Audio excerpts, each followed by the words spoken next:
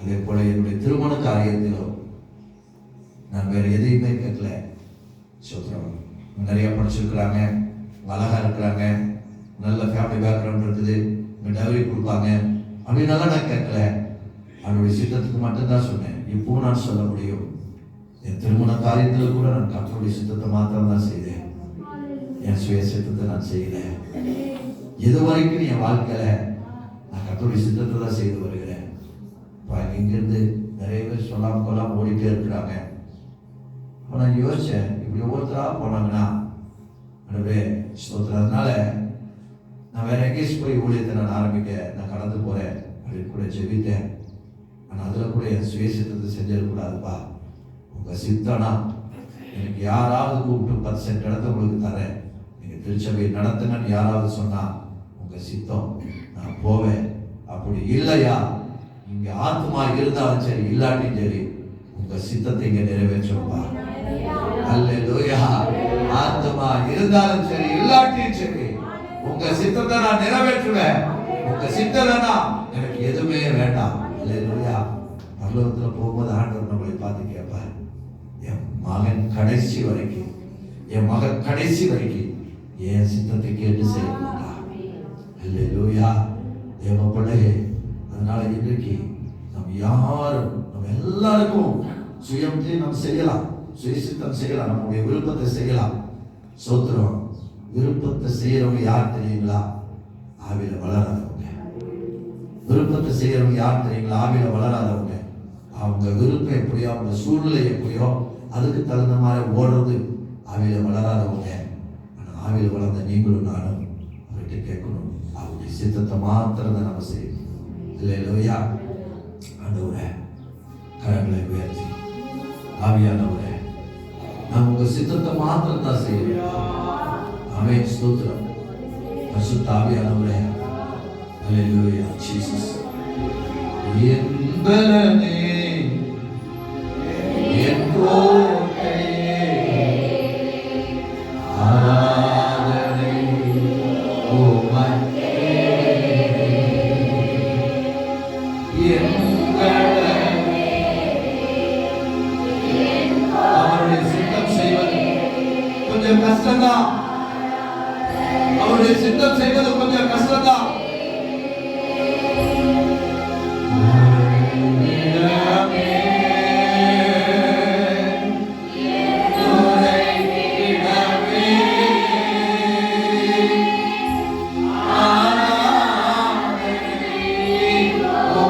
Yeah.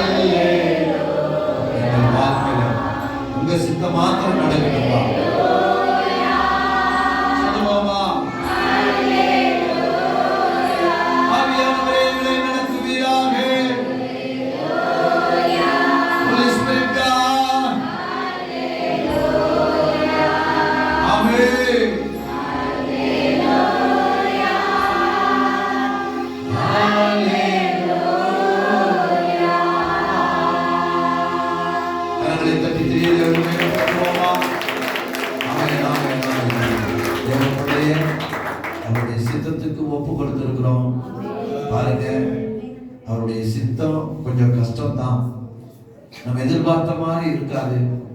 ஆனாலும் கடைசி வரைக்கும் கர்த்தர் நம்மை நடத்துவார். அல்லேலூயா. கடைசி வரைக்கும் நடத்துவார். அவர் சுய சித்தத்தை செய்யறோம் பாருங்க, நல்லா இருப்பான். அவன் சுதந்திரமா செய்வான், சுதந்திரமா போவான். கடைசியில தேடினீங்கன்னா ஆள் இருக்க மாட்டான். சரிங்களா? கடைசியில தேடினீங்கன்னா ஆள் இருக்க மாட்டான். சுய சித்தத்தை செய்யறவங்களும் அப்படிதான். எல்லாமே உங்களுக்கு வேகமா முடிஞ்சிடும். ஆனா தேவ சித்தத்தை செய்யறவன் இந்த பூமியிலும் கர்த்தர் நல்லா வைப்பாரு. பரலோகத்துல கொண்டு போய் அவன் ஆனர் பண்ணி உட்கார வைப்பார். அல்லேலூயா. நாம் கர்த்தருடைய சித்தத்தை மாத்திரம் செய்வதா இருப்போம். கஷ்டம் தாங்க, கர்த்தருடைய சித்தம் செய்யறது கஷ்டம்தான். ஸ்தோத்திரம். கஷ்டங்கள் மத்தியில தான் போகணும். பிதாவை சித்தம் செய்வது சிலுவை சுமக்கணும், அடிக்கப்படணும், நொறுக்கப்படணும், எல்லாமே தான். ஆனா இன்னைக்கு போய் பிதாவின் வலது வாரிசத்தில் உட்கார்ந்து இருக்கிறார்ல. அல்லேலூயா. நம்ம கூட தேவ சித்தத்தை செய்யும் போது கர்த்தர் ஒரு இடத்தை வச்சிருப்பார். சுயசித்தம் செய்யும் போது அந்த இடத்தை நீங்களும் நானே இழந்து போவோம். சரிங்களா? அந்த மகிமையை நீங்களும் நானே இழந்து போவோம். சுயசித்தம் அல்ல, தேவ சித்தத்தை செய்வதற்கு ஒப்பு கொடுப்போம். இன்னும் ஒப்பு கொடுத்திருக்கிறோம், இன்னும் அதிகமாக ஒப்பு கொடுப்போம். நம்மை நடத்துவார். தொடர்ந்து மீதியான கால நேரங்களை தேவன் பொறுப்பெடுத்து ஆசீர்வதித்தார்.